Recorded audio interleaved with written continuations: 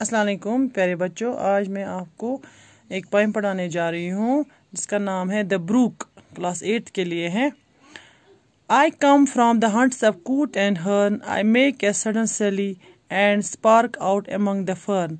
To bricker down a valley, by 30 hills I hurry down, or slip between the ridges, by 20 tropes a little town, and half 100 bridges, till lost by Philippus Forum I flow, to joining the brimming river.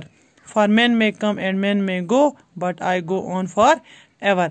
प्यारे बच्चों, ये जो Brooke poem है ये अल्फ tension ने लिखी हुई है। ये ब्रूक का मतलब है नदी, झरना जिसे हम कहते हैं।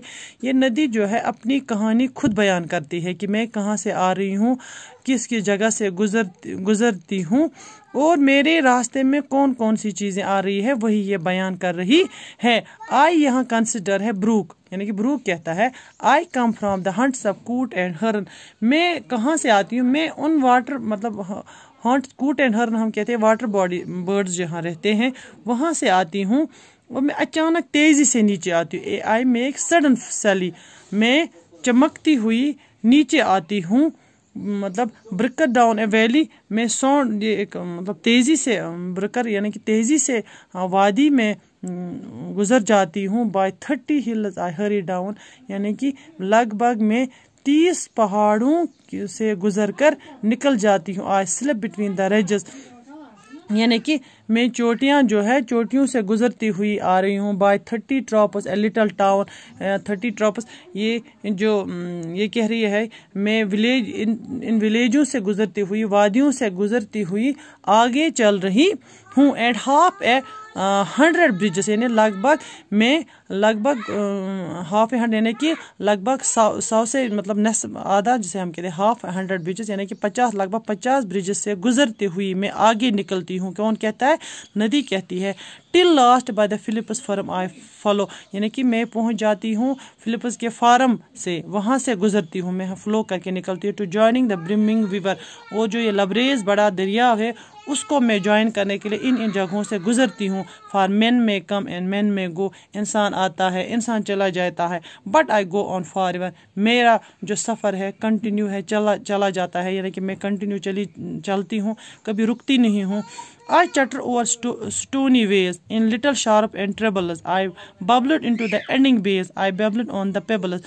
ये कहते हैं ब्रूक कि मैं चटर यानी कि शोर करती हूँ जो पथरीली वेज जो आप देख रहे हो, जब नदी में आप देख रहे हो तो पानी के नीचे से गोल गोल से पत्थर होते हैं, तो ये कहते कि मैं उनके ऊपर से आवाज़ करती हुई निकल जाती हूँ। चटर यानी कि आवाज़ साउंड बनाती हूँ। In little sharp and troubles, यानी कि कुछ पत्थर शार्प किस्म की भी होती है, उन पे निकल जाती हूँ। आई बबलड इनटू द एडिंग, यानी कहीं पे थोड़ी जगह पे अगर पानी जमा भी होता है तो वहाँ पे वो बबल्स जमा होते हैं।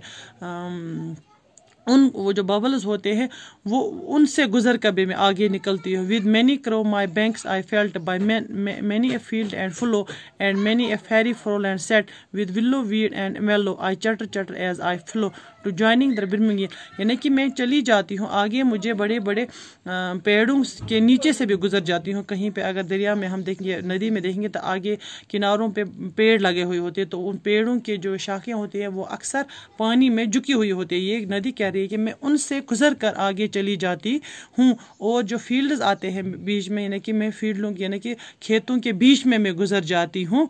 एंड मैनी फेरी फॉरलैंड सेट, यानी कि बहुत से जो मेरे खेत होते हैं उनसे मैं गुजर के विद विल्लो वीड एंड मैलो आई चटर, यानी कि मैं आवाज़ निकल के चली जाती हूँ। To joining the brimming where for men may come and man में गो, यानी कि मैं चली जाती हूँ ऐसे लबरेज दरिया से मिलने के लिए।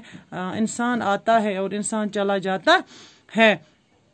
तो ये जो ब्रूक है मेरे प्यारे बच्चों, ये एक नदी है, अपनी कहानी खुद बयान करती है अपने सफ़र के बारे में। इसके दौरान जिन जिन जगहों से ये गुजरती है उनका जिक्र ये करती है।